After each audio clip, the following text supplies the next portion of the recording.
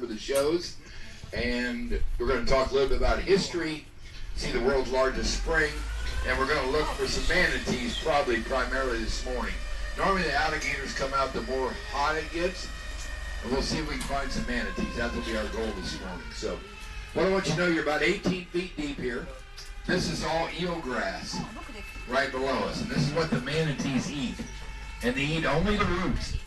So they'll pull these plants up and eat just the roots. So let's talk about these boats. This boat was made in 1965, and the precursors to these were made in 1878. And the only difference between them was they were wood, this one's metal. The things they have in common is the glass. The glass is a ½ inch thick. It's not magnified. What you see is what you get. Also the motors. These are 20-horse electric motors, and they've been electric for more than 100 years. No gas, no diesel, electric. They're powered by batteries under your seat, and they've been that way since 1893. This company started producing these 20-horse electric motors in 1893, and they still produce brand new ones today, which we buy. So that's what this is, a 20-horse electric. So electric outboards now go to 300 horsepower, just to let you know. So anyways, that's why it's so quiet. All I did was cut the 12-volt power, and it's off, and that's why we're drifting. So we're on the Silver River, and what I want you to know about the river is that it's 5 miles long. Then it goes into another river called the Ocklawaha for 84 miles. It goes up to Jacksonville via the St. Johns River, and then it goes out to the Atlantic Ocean. So that's the body of water. If we drove 300 miles, we'd be in the Atlantic Ocean. So that's how this would all work out from a water standpoint. The other thing I want you to know, that's always 72 degrees here in this river, all the way down 72 degrees, because there's over 30 springs producing about 1 billion gallons of fresh water every day. So it's inundating the system. That's why it's so clear. The other thing is that the entire river really is all drinkable. The water coming out of the springs is 99.8% pure. So the purity of the water is almost, you can take a cup and drink it all. In fact, it's bottled here in Silver Springs for Walmart, Audi, and Winn-Dixie. So if you buy spring water here and drink it, you're drinking this. That's filtered one more time just for impurities, but it's so pure that there's no big issue. So, all right, let's keep our eyes open. We're going to talk a little about springs a minute. Talk about our first spring, and we're going to be looking for some manatees as well. So let's keep our eyes open here. We're the first ones out. Nobody bothering us right now. There's no kayakers, so we got it all to ourselves, which is kind of cool. All right, we're going to call this the Spring of the Stars because this is where a lot of movies were made. We're going to talk about that. I'm going to pick your brain, and then we're going to tell you about springs a little bit. So remember that the springs here are just, all they are is openings from the aquifer, which is our underground drinking supply. The aquifer is about 300 to 3,000 feet deep, and it's just full of water surrounded by limestone. And then wherever there's a limestone crack or a crevice, that's where the water comes out. So if you look straight down, and I'll be spinning the boat around for you guys, and if you don't see, like if I spun it too fast or you didn't get to see it good, let me know and I'll spin it again for you.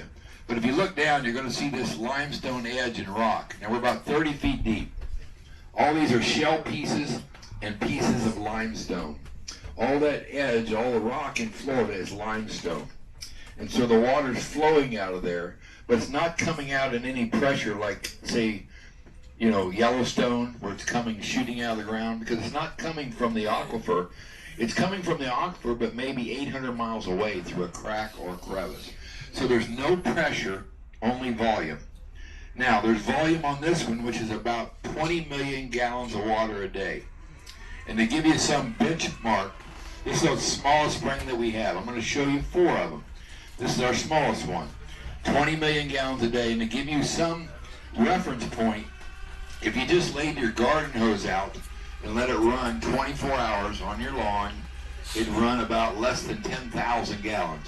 This one is 20 million gallons. So keep that in mind. And this is our smallest spring. But again, it's not rushing out. It's coming in volume. All right, there were 22 movies and TV shows made here. Why? Because ABC, who owned Paramount Motion Picture Company, which is now Paramount Plus, owned Silver Springs before Florida. So they were the main lessee and in charge of Silver Springs. And everything they did was about entertainment, from movies and TV shows. And right here below us, and if you don't want me to know you're old, don't act like, don't say, I saw that when I was a kid. You'll definitely give yourself away. The Creature from the Black Lagoon was filmed right here underneath of us. Most of you are probably under 40, so you don't have to admit to it. You're not? You're okay? So there's a guy named Rico Browning, and Rico would hide in this cave right underneath of us. We're 35 feet deep, and he would come out of this cave, and his name was Gillman. Scare everybody, do what he did, and that was his claim to fame. 3 other movies, 3 James Bond movies, Thunderball, Never Say Never, and Moonraker were filmed here. And there was a gentleman who was Michael Phelps long before Michael Phelps. He was our Olympic gold medalist in 1924, again in 1928. He was just as good as Michael Phelps, won 5 gold medals. His name was Johnny Weissmuller, and he became Tarzan. So remember, he was Michael Phelps before Michael Phelps. Tarzan. The last TV show that was here was in 2000 with Steve Irwin, the crocodile guy, doing a show on alligators. The guy that died. So that's the whole bottom line. Why? Because of ABC. That's why they were here. ABC Studios. All right. Look there, there's a manatee right below us. I'm going to spin you around. You guys look out to the right. You can stand up too. I encourage you to do that. Stand up, look around. There's 2 of them right there. And I'll be spinning us around. You guys can come over here too. You can stand up right here. So there they are. You guys can come on over. I'm going to spin the boat around for you guys too. You never know where they're going to be because it's so much nature. Now these guys can live about 60 years, but they often don't because they get hit by boats. So they came from the open ocean 300 miles from here. And they came there because the open ocean is warmer than here. We're 72. We're 72. We call them sea cows because they eat all of this grass that you saw below us. And thus they're cows. They eat. Their closest relative by far is an elephant. If you look at them right there, we try to be careful. They come up every 5 minutes for air. I'm going to spin the boat around so you guys on the left can see them as well. So we'll take our time.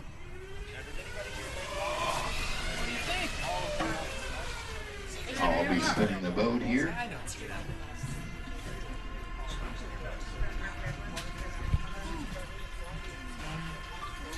So you never know where they're going to be. We never know until the first trip, and a lot of times they'll swim away. They don't stay at the same exact spot. Guys, see them over there? You guys can stand up if you like. You don't have to sit down. Okay. So again, they can go 20 mile an hour if they need to, but they often don't. The other thing that hurts them is cold water. They'd rather be in 80-degree water, not in 72-degree water. But they need this because it's fresh water. They have to have fresh water at some point. They cannot live forever in salt water. There's another right behind us by the weed patch.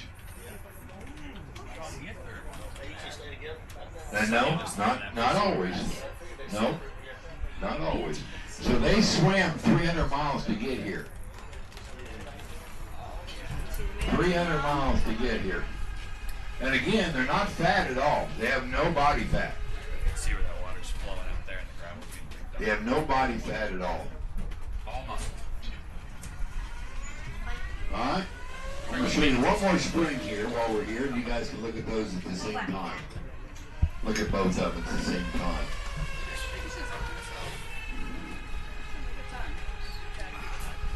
So So this water is clear like this all the way down the river, all the way down. I'm going to spin you one more time so everybody can see, and then we'll go from there. If you look straight ahead, there's going to be a spring down here as well. I'm going to go right over it right now. You guys can stand up and look over if you're not seeing the glasses well if you want to. You look down and see a bubbling. So remember I told you the first one was 20 million gallons of water a day. This one's 40 million gallons of water a day. And remember I told you that your hose is about 8,000 gallons. So keep that in mind as we go through, look at a couple more springs.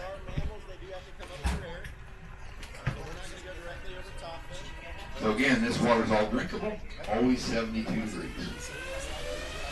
All right, get one last look at them. You never know, we may run into some more as well. I haven't been out yet, so I don't know where they necessarily are. They don't always stay in the same place. You swim. Again, they swim 300 miles to get here. But they'll eat about 100 pounds of this grass a day. So there they are back there. There's that spring again right below us.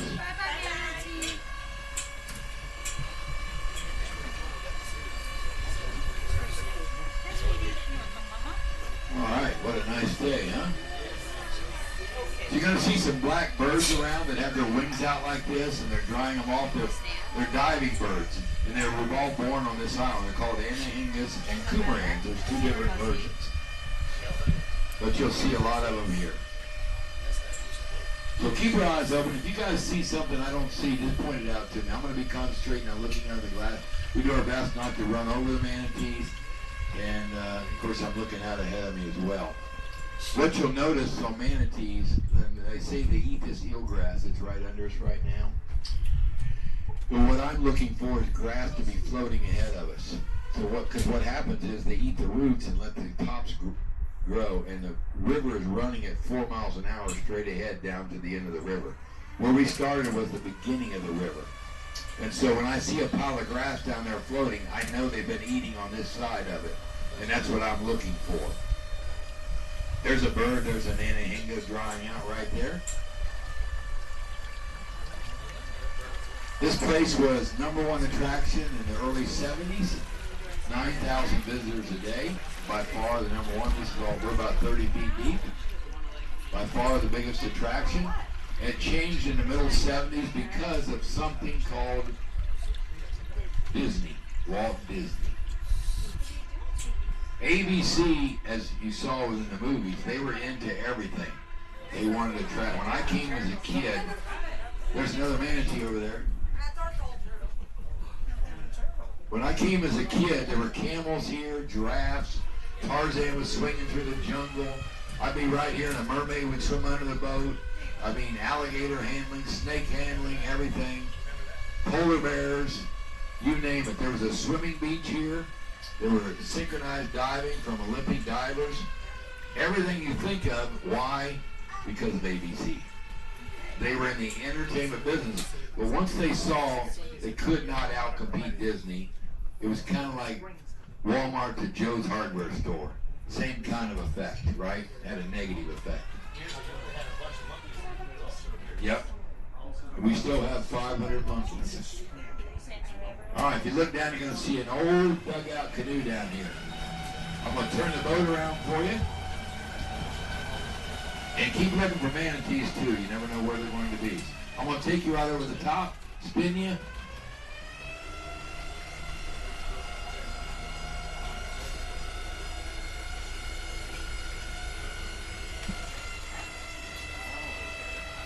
Right over the top. Old canoe down there. It was made out of this bald cypress that we have here now. Florida said it was 500 years old. Because the Indians, you know, they controlled all this, right? They owned it all, controlled it all, had it made here because they had all this fresh water. We'll talk more about that in a little bit. We're about 30 feet. So I showed you one spring that was 20 million a day.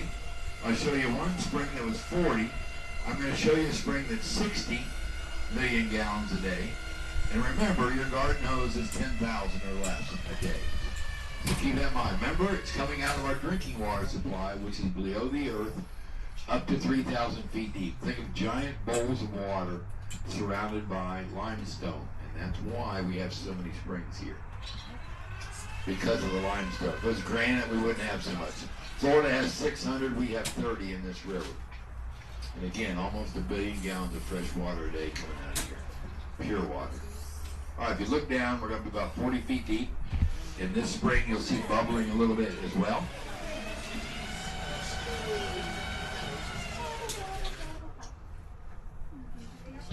You'll see it moving a little bit in little holes down there. About 40 feet. If the sun hits it just right, you're going to see a sparkle of silver. And that's why the Indians called it the Silver River. The back of these shells have like a pearl appearance. So it's about 40 feet. Again, you see all that limestone? That's the reason.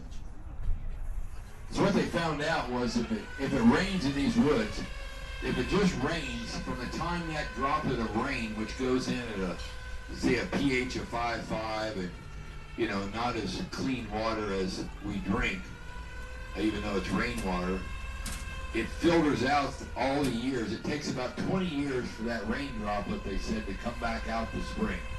So it goes through all of this silt, sediment, rain, limestone, and that's why it's so pure. That's why it turns out to be so pure. Because of the long, it's like you filtering something all these years. Just keep filtering and filtering and filtering it.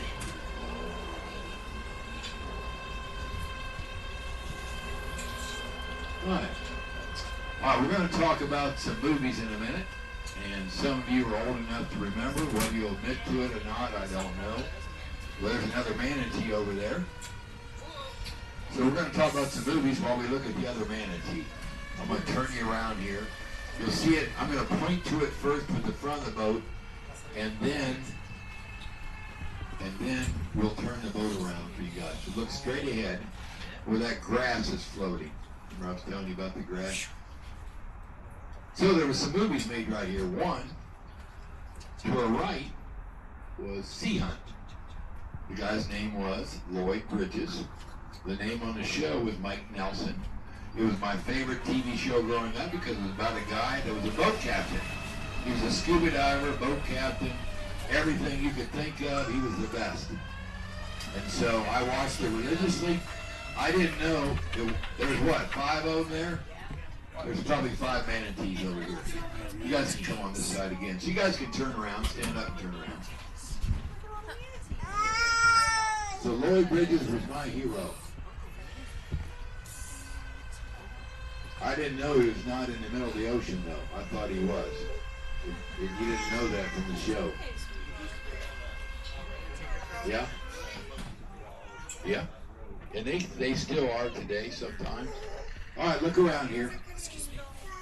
Now there was a movie, and I'm going to spin the boat around for you guys too on the left side. There was a movie here that was filmed in 1985 right here. There's a tree going back there like a log. And in 1985, there was a young Tom Cruise that did a movie here called Legend. Legend. I watched the movie the other day. He was sitting right here, so I'm going to spin the boat for you guys. Now you see those white marks on the back? That's where they've been hit by a boat. But they weren't hit by one of our boats. They were hit by a boat probably coming here in the Atlantic Ocean. The most manatees in the world are in Crystal River, which is an hour west of us, because the Gulf is there. That's our warmest water. There's over 3,000 of the 5,000 left that are there. I'm going to spin the boat around. You guys on the left can stand up and look around. Go from there. There you go. So again, Legend. The other TV show filmed right here was Smokey and the Bandit. And then the other movie was Moonraker, with Roger Moore, with the giant guy with jaws with steel teeth chasing him in a boat. Remember that movie? Giant guy who was 8 foot tall chasing Roger Moore in Moonraker. They called him Jaws because he was a giant chasing him. There you go. You want it down? No, you get good. That doesn't come down. The bottom goes up. Everybody see it over there? All right. I'm going to spin us around here. So these manatees, again, They'd rather be in 80-degree water, but they need fresh water. One of the cool things is they have no body fat, so they're not fat at all. They're just storing water.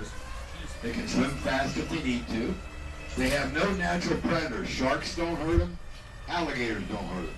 So they have no natural enemies except people and boats. The other thing they die from is pneumonia. If it gets too cold below 68 for very long. There's one that came up right there. So there's quite a few there. And they'll hang out there. They're kind of protected. Our biggest bluefish that you see in the water are all tilapia. A lot of you eat tilapia, and that's what they are. They are. They're not supposed to be here. They're supposed to be in Publix. They are. You're supposed to be buying them. I wish I could give you one to take home. I told you my career was in fishing. I wish I could have everybody with a fishing pole here. We just catch one, you can take it home with you. They're trying to get rid of them. The reason they're here is because they built a dam about 84 miles from here. Somebody had the idea to cut the state of Florida in two, put in a barge canal, put in a dam, because they thought we could just cut the transportation cost of oranges and other things in half. Instead of going all the way around the whole Keys, just go right through the middle of the state. So they started an idea, somebody came up with an idea to do a barge canal. I think they sell the manatees up here on the right. Do a barge canal, and about 2 years into it, get this, the government decided, you know, it's going to take a lot longer than we thought and cost a lot more than we thought. I don't know how we got such a smart government figuring that out, right? I mean, obviously, everything costs more and takes longer. Anyway, so they canned the program, but they put in a dam, and that stopped the manatees, the gators, and the fish from swimming here for over 20-some years because they couldn't figure out a way around it. There's an manatee getting his wings all dried out. All right, there should be another manatee up here to the right somewhere. You guys see it? See any manatees yet to the right? So, this gentleman mentioned monkeys. By the way, this is her birthday, 35th. Happy birthday! He said 55th, but I didn't. It made him look too old when I thought of that, you know. Anyways, happy birthday to you. So the bottom line is there are 500 monkeys here in this park. And you can walk on either side. There's the manatee to the left. Must have crossed over one of them. So if you look to the left, there they are. So, the monkeys were brought here in 1938 by a gentleman who was going to show them off and call it a jungle cruise, much like we're doing today. He put them on an island. The story goes the next day he went back and there was no monkeys there.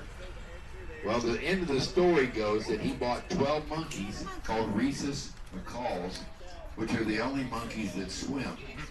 So supposedly he dropped them off on the island, turned the corner of his boat, and they all said, "Let's go, boys," and they all swam off the island. And they've never been back on that island since. But there's 500 of their cousins here now. Now, in 1984, it got to be an epidemic. There were 1,700 monkeys here. 1,700. So they did something with them.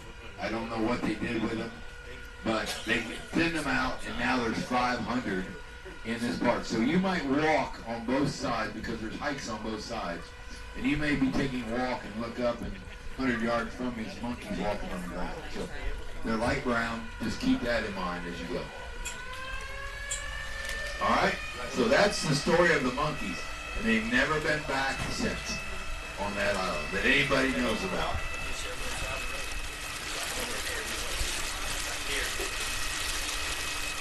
What a beautiful day.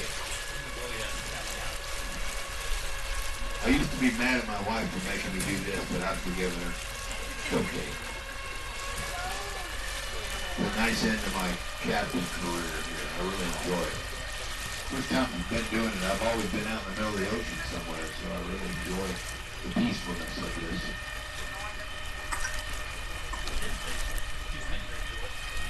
So again, these boats have been running for more than 100 years. Flowers are out, blooming everything right now. Pretty cool. So again, this was the heyday in the 70s until Disney. Everything you could think of was here. Because ABC, that's what they did. They were in entertainment. And they saw the writing on the wall that they could not compete, they would not compete against Disney. Not for very long. And so what they did was started selling out. They started selling out, getting rid of exhibits. Maybe the camels went, mermaids went, swimming beach went. Then finally in 1985, the state bought it back. And it became a state park in 2013. And they made it what it is naturally, which is just a nature reserve, right? Everything we're seeing is real. I can't show you those yet. You're way ahead of me. You're ahead of my talking point. Now, I'm not even going to remember how to get the boat back now. Which way do we go? You screwed up my whole presentation. I had a plan in mind. There's always got to be one. It's on my list right here in my mind. And now I'm thinking, now what do I say? I can't show them to you yet. That's what I'm going to tell you. They're still here, but I can't show them to you yet. Just hold your... Does he get excited or easy? Okay, that's what I want to know. All right. Now, if you look to your right, I want to give you some Indian history because I think it's important. And I'm supposed to call them Native Americans, but I'm too old to do that. So I'm just going to call them Indians. I like Indians. I'm not disrespecting them anyway. There's a guy right here in the statue to the right, and I want you to go over and look at it. You can take a hike on both sides, look for monkeys. His name's Billy Powell. Billy was half white, half Indian. He took up the cause of fighting for the Seminoles at age 15 until he died at age 34 in 1938. He died fighting for the Seminole Indians to keep this place.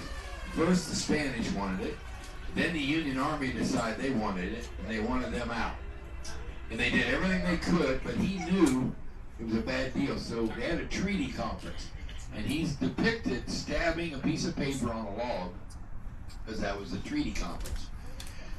Excuse me. He also killed one of the chiefs, because the chiefs were getting bribed. Because what they told him at the treaty is, we'll make you a deal.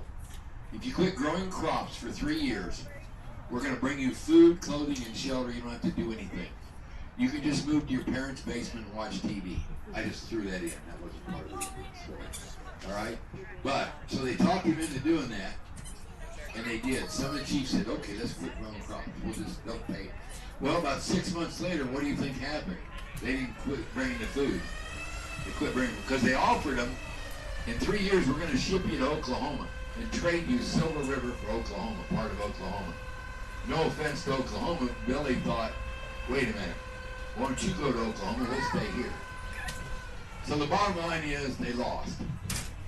You know Billy Powell in Florida as Chief Osceola. So when you ever hear the word Osceola, that is Billy Powell. Half white, half Indian. He lost the battle to the Union Army, but he tried in desperation to save it for him. And where are the Seminoles today? A group of them got bought out and they moved to Oklahoma. A group's in the Everglades where they fled fighting the Union Army. The Union Army could never defeat them in the Everglades. And then you got a group that owns 3 casinos in the state of Florida, and they just went into the casino business. But to this day, the Seminoles have never surrendered to the United States government completely, following that treaty day with Billy Powell or Chief Osceola. All right, we're coming on our world's largest spring here. We call this Mammoth Spring. It's almost 50 feet deep. It's 135 feet around. We're right in the middle of it. So if you think draw a big old circle, half a circle is coming out with water. And remember, I told you that the other spring, the first one was 20 million gallons a day. The second was 40. The third one was 60.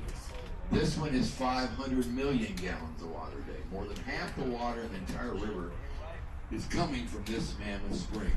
And it's coming out from hundreds of miles away or under the aquifer through cracks and crevices of all this limestone.